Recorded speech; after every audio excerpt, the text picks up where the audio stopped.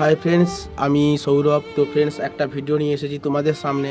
তো এই ভিডিওটা তোমাদের জন্য, আমার সমস্ত হিন্দু ভাই বোন, দিদি, মা বোনদের জন্য, এবং আমার মুখ্যমন্ত্রী মমতা বন্দ্যোপাধ্যায়, প্রধানমন্ত্রী নরেন্দ্র মোদীর জন্য এই ভিডিওটা। সবাই প্লিজ শেয়ার করে দিও যেন বেঙ্গল পুলিশ, কলকাতা পুলিশ সবার কাছে ভিডিওটা পৌঁছতে পারে।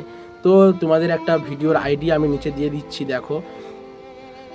আইটির নাম বিপদ333 ইউটিউব চ্যানেল। তো ওই দাদাটা, ওই ছেলেটা শিব ঠাকুরের মানে মহাদেবের গলায় জুতোর মালা পরাচ্ছে।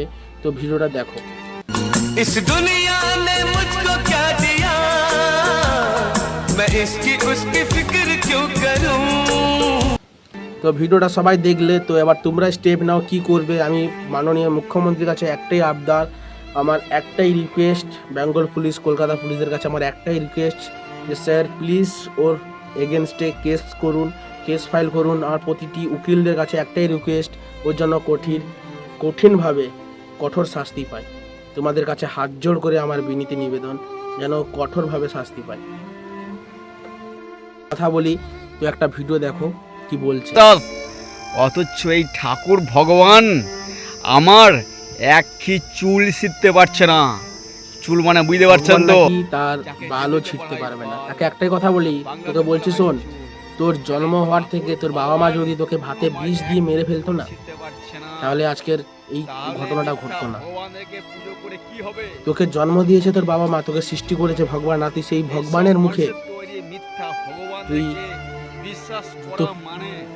মালার পরাচ্ছিস। তোদের মতো ছেলে জন্ম থেকে মরে যাওয়া অনেক ভালো।